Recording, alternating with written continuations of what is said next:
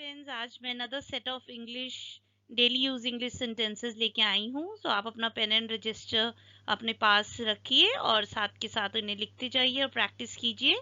यहाँ पर एक कील लगा दो। Hammer a nail here, insert a nail here. Hammer a nail here, insert a nail here. Nail हम कील को बोलते हैं, जो हम दीवार में कील लगाते हैं उसको नेल बोलते हैं इंग्लिश में।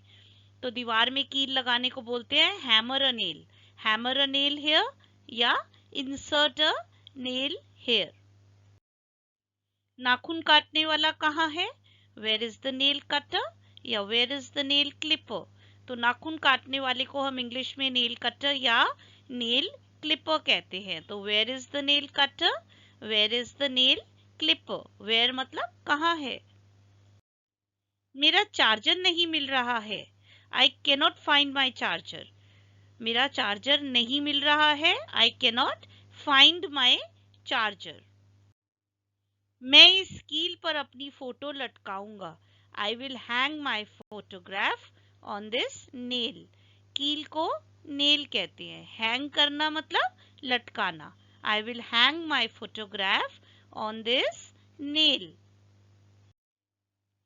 कपड़ों को बाहर लटका दो या कपड़ों को बाहर सुखा दो को हम इंग्लिश में कैसे बोलेंगे? Put the clothes in the sun या dry the clothes under the sun. Put the clothes in the sun, कपड़ों को बाहर सुखा दो। Put the clothes in the sun या dry the clothes under the सन।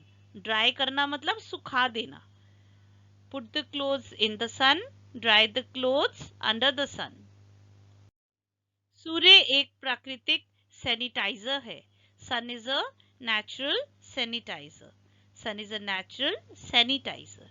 जो हम सैनिटाइज करने के लिए यूज करते हैं ना, जैसे इक्विपमेंट्स जो आजकल की बॉटल्स आती हैं, तो सन जो है एक प्राकृतिक सैनिटाइजर है। तो प्राकृतिक का मतलब नेचुरल। सैनिटाइजर को हम हिंदी और इंग्लिश में सेम बोलते हैं, सैनिटाइजर। आज नीली शर्ट पहनो। Put on the blue shirt today. पहनो को इंग्लिश में पुट ऑन कहते हैं। पहनो को इंग्लिश में पुट ऑन कहते हैं। आज नीली शर्ट पहनो। Put on the blue shirt today. सिर पर तेल लगा लो। Apply the oil on the hair. तेल को हम इंग्लिश में ऑयल बोलते हैं। सिर पर तेल लगा लो। Apply the oil on the hair. Hair पे बोला जाता है। हेड भी बोल सकते हैं, apply the oil on the head, पर जनरली हेड की जगह पे हम हेयर ही बोलते हैं। Apply the oil on the hair. उसे मैसेज कर दो।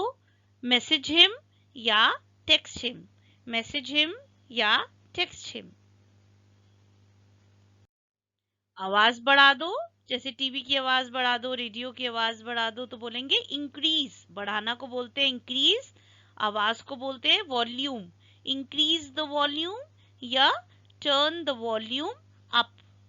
Increase the volume simple English sentence है, और उसको थोड़ा आप एडवांस वे में बोलना चाहते हो तो you can say turn the volume up. Turn the volume up. आवाज कम कर दो। कम करने को डिक्रीज बोलेंगे। Decrease the volume, turn the volume down, lower the volume. तीनों ही सेंटेंसेस ठीक हैं। डिक्रीज द वॉल्यूम का मतलब भी होता है कम कर दो। टर्न द वॉल्यूम डाउन का मतलब भी कम कर दो।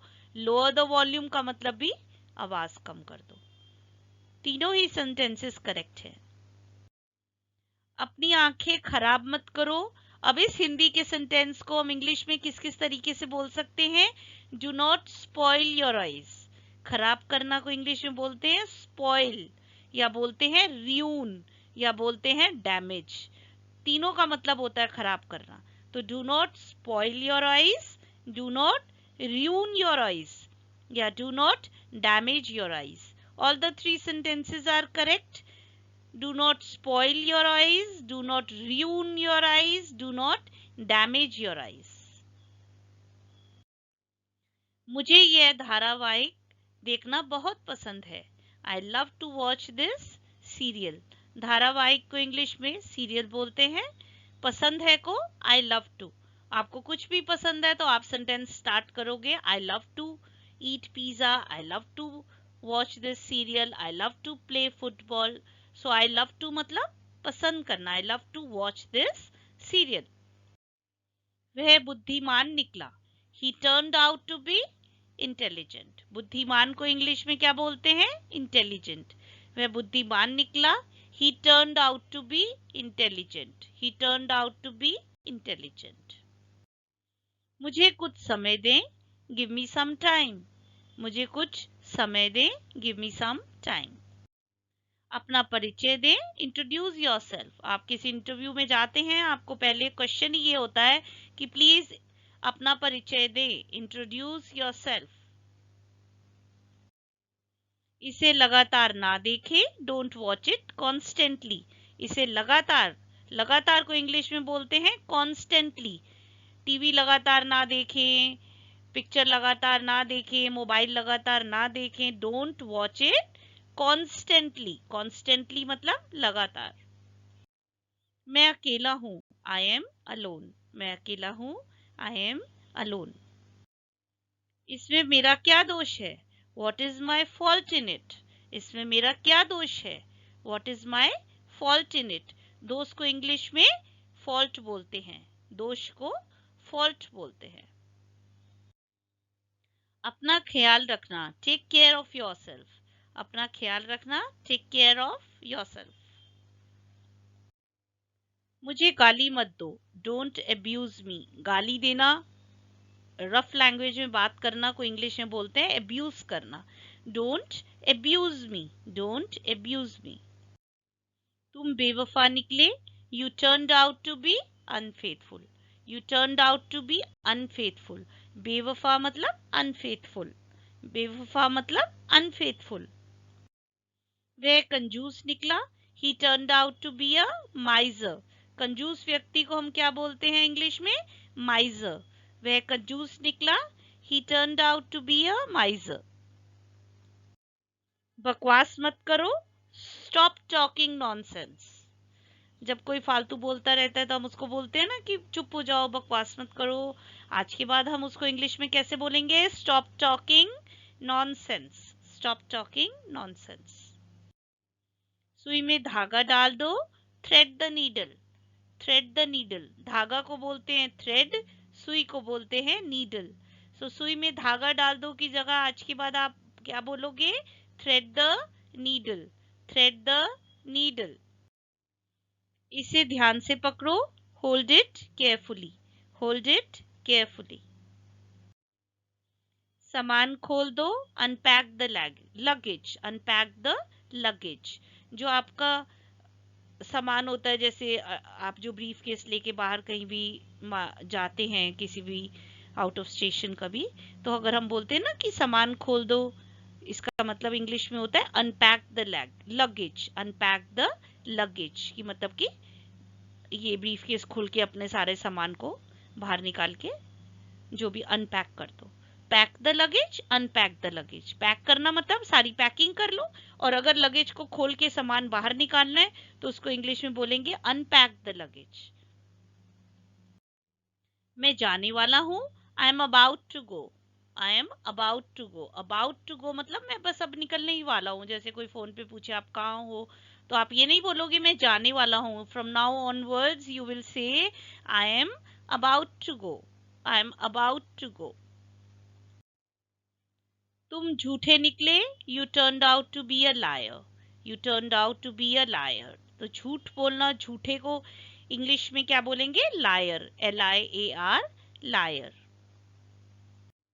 नींबू निचोड़ दो, स्क्वीज द लेमन। नींबू निचोड़ दो, स्क्वीज द लेमन। निचोड़ना को बोलते हैं स्क्वीज, नींबू को बोलते हैं लेमन। यह खतरनाक है, इट इज डेंजरस। कोई चीज खतरनाक है उसको इंग्लिश में बोलेंगे डेंजरस। तुम धोखेबाज निकले, you turned out to be a cheater. धोखेबाज को इंग्लिश में बोलते हैं चीटर। तुम धोखेबाज निकले, you turned out to be a cheater. अपनी सीमा के भीतर रुके, stop within your limits. जब कोई ज्यादा बोलता है तो आप बोलते हैं ना कि ज्यादा मत बोलिए, अपनी सीमा के भीतर ही रुक जाए, अपनी सीमा में ही आप जो भी एक्शन करते हैं, जो भी काम करते हैं, तो उसको इंग्लिश में बोलेंगे stop within your limits, कि अपनी लिमिट्स क्रॉस नहीं करो। Stop within your limits. वह लालची निकला, he turned out to be greedy. लालची को बोलते हैं greedy. He turned out to be greedy. आगे एक गड्ढा है, there is a pit ahead. गड्ढा को बोलते हैं pit. आगे को बोलेंगे ahead. There is a pit ahead. मुझे घूरना बंद करो, stop staring at me. Stop staring at me. घूरना को बोलते हैं staring. घूरने को बोलते हैं staring. ऐसे ही मैं और सेट ऑफ सेंटेंसेस लेके आती रहूंगी। आपको मेरा ये एफर्ट पसंद आया हो तो प्लीज़ आप मेरे चैनल A8 ऑनलाइन स्कूल को लाइक, शेयर और सब्सक्राइब कर दीजिएगा। और इन सेंटेंसेस को आप रोज प्रैक्टिस कीजिए अपने बच्चों के साथ, फैमिली मेंबर्स के साथ। एक रजिस्टर बना लीजिए, उसमें इनको जॉट डाउन करिए। अपने बच्चों को कहिए कि इन वीडियोस को सुन के आप ये सेंटेंसेस रोज नोट करते जाइए एंड यू विल सी कि 1 मंथ के टाइम के अंदर आपकी इंग्लिश बहुत ज़्यादा इम्प्रूव हो जाएगी। जो भी इंग्लिश को अपनी इम्प्रूव करना चाहता है, अपनी कम्युनिकेशन स्किल्स को इंक्रीज करना चाहता है।